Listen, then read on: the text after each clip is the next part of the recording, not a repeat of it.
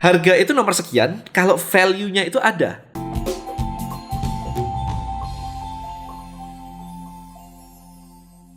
Alright guys, so di video kali ini saya pengen menanggapi.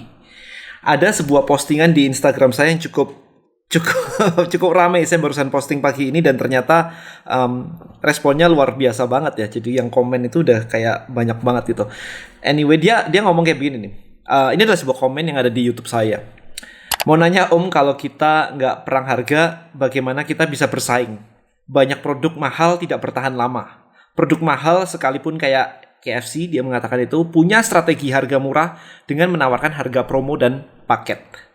Nah, saya simpel aja, saya men-challenge balik bahwa Ferrari tetap hidup sampai sekarang, Lamborghini semua juga tetap hidup, Singapore Airlines tetap hidup meskipun ada AirAsia. Ya, jadi harga mahal itu bukan berarti terus habis itu orang nggak mau beli gitu. Jadi di sini adalah saya menulis di sini adalah value itu bukan cuma di harga murah. Memang kreatif itu butuh belajar. Problemnya adalah dulu kita sekolah belasan tahun tidak diajarin untuk jadi kreatif. Kalau berbeda kita dibully. Kita berbeda dengan yang lain, kita dibully. Cara kita berbeda, kita dibully. There is a problem, guys. Oke, jadi kita dicetak untuk menjadi orang yang sama pemikirannya dengan orang lain, sehingga kita bisa lulus ujian yang sama dengan ujian orang lain. Kan kita nggak bisa ngadu gajah dengan burung kan. Burung bisa terbang, terus gajah jadi harus dibully karena dia nggak bisa terbang karena gendut gitu misalnya. Itu kan insane ya, kayak gitu. Kasihan sih kondisi ini. Semoga followerku di sini bisa tambah pinter-pinter ya, dan bisnis nggak perang harga, dan bisnisnya nggak perang harga doang, bisanya. Itu saja. Dan komennya gila banget sih. Udah hampir 100 komen lebih di sini. Ada yang mengatakan bahwa ya harusnya kan memang kalau barangnya ada, misalkan gini, kalau misalkan ada barang murah, kenapa orang harus beli barang mahal? Yes, benar juga di situ. Tapi kalau Anda hanya berfokus kepada harga murahnya saja, maka Anda kan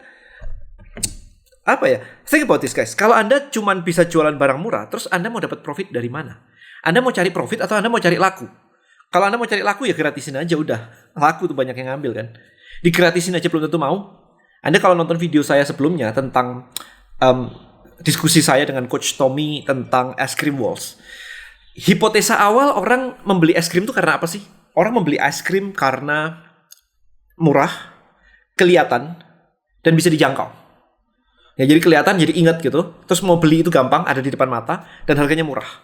Pikirannya itu. Kemudian diuji coba di kantornya Es Krim Walls. Ada Es Krim Walls, ya kantornya Es Krim Walls, of course ada brand dan sebagainya, kelihatan. Oke, setiap hari ya urusannya sama es krim. Kemudian bisa dijangkau, yes, tinggal jalan kaki, ada kulkas di situ di kantornya, ada Es Krim Walls. Harganya murah, gratis, dikasih 0, karena karyawan boleh ambil bebas. Hasil riset mengatakan bahwa tidak semua orang, kayaknya nggak ada yang makan setiap hari es krim walls. Udah dipenuhi semua tuh faktornya tuh. Kelihatan, mudah dijangkau, dan kemudian harganya murah. Tetap nggak beli. Berarti itu bukan decision factor. Murah itu bukan decision factor untuk beli. Nah, kemudian, kalau Anda perhatikan, kenapa orang makan es krim di pinggiran jalan di Orchard Road di Singapura? Karena ternyata bagi orang Indonesia, makan es krim itu adalah jalan-jalan. Dikondisikan jalan-jalan. Ngopi dikondisikan pagi hari. Jadi ritual yang dibuild itu adalah ngopi itu bangun pagi, habis itu ngopi dulu gitu kan. Kemudian ya udah beraktivitas karena kopi memiliki sebuah ingredient yang bisa membuat kita jadi lebih alert, lebih tajam, melek, lebih energized gitu.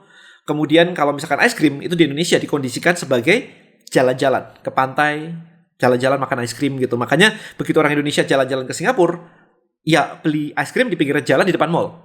Coba kalau sekarang Anda berada di Jakarta, di depan kantor di Kuningan misalkan, ada es krim. Emang Anda duduk di situ beli makan es krim pinggir jalan? Enggak juga kan? Karena di Jakarta asumsi Anda adalah ini bukan jalan-jalan. Oke, so itu membuat bahwa lingkungannya sama. Di depan mall ada es krim, yang satu beli laku kencang, yang satu enggak. Karena memang satunya jalan-jalan, satunya enggak. Jadi Anda bermain di sini itu bukan, orang tidak membeli hanya karena harga.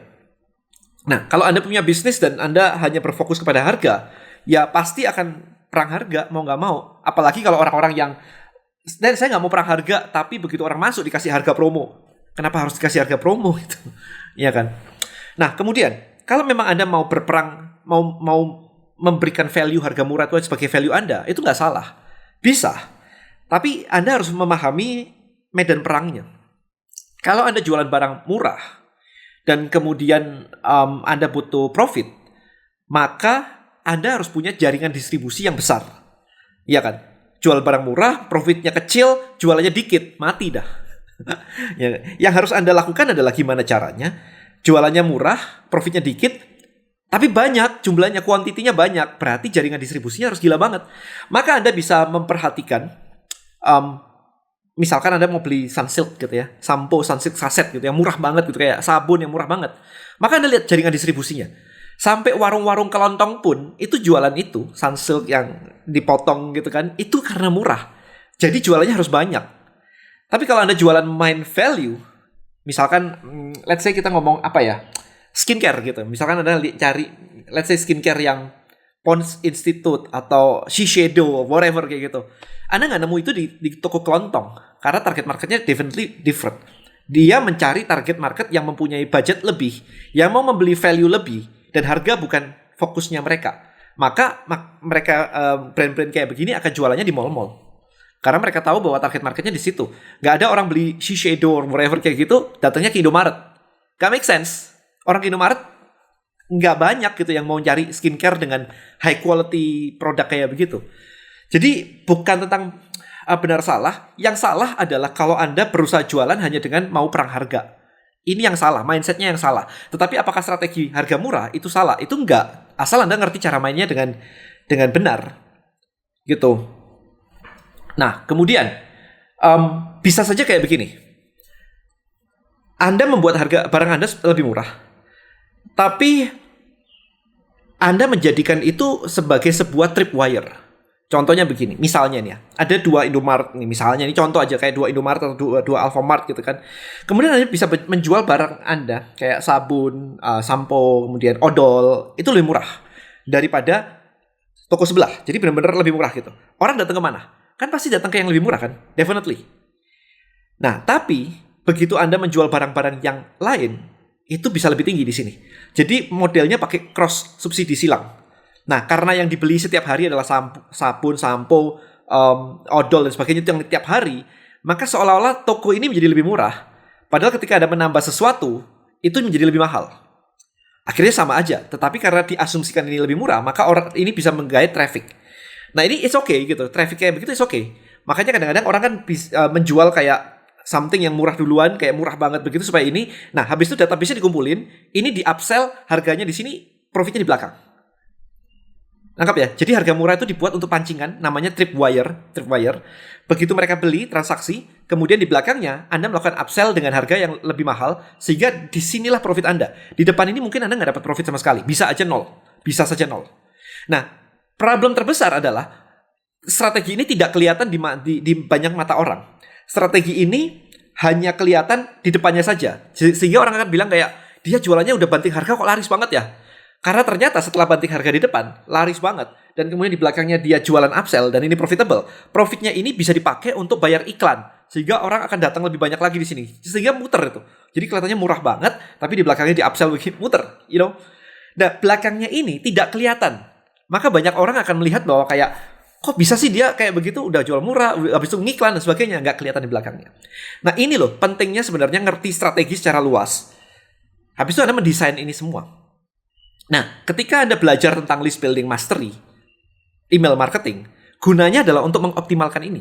Sehingga ketika Anda jual murah pun, Anda bisa menang. Yang problem tadi adalah Anda jual murah, belakangnya kosong. Jadi di sini marginnya nggak ada, boncos pula. Habis itu buat ngiklan nggak nutup lagi. Ini problem, karena Anda cuma ngelihat di depan. Anda nggak ngerti apa-apa, Anda cuma ngelihat di depannya aja, jualnya segitu, ya saya ikutin jual segitu. Belakangnya ini nggak kelihatan. Nah ini loh yang kita ajarkan di list building master ini. Supaya apa? Supaya Anda bisa mendesain sebuah funnel. Kita ngomongnya adalah sebuah funnel. Di mana di depan itu dijual murah. Kemudian kita edukasi sehingga mereka di belakang itu membeli barang lagi. Nah disinilah Anda memiliki profit-profit yang bisa Anda ambil untuk profit Anda. Baik itu juga digunakan untuk membayar iklan di depan. Right guys, so dari sini Anda bisa melihat ya. Hopefully video singkat ini juga memberikan Anda wawasan bahwa jual murah it's not bad, it's okay kalau Anda punya strateginya. Tapi kalau jual murah dan Anda boncos dan akhirnya bisnis Anda malah rugi, itu salah gitu. Tadi bahkan saya mengatakan bahwa Kayak misalkan di Ace Hardware. Ace Hardware juga sebuah tempat, toko. Yang nitip barang di situ juga banyak. Toh laku-laku juga nggak selalu paling murah. Jadi as a reseller pun mereka juga tetap aja. Orang mau beli obeng di Ace Hardware sama obeng di toko bangunan di pinggir jalan, mungkin di pinggir jalan lebih murah. Kenapa harus beli di Ace Hardware? Kenapa mau bayar lebih mahal?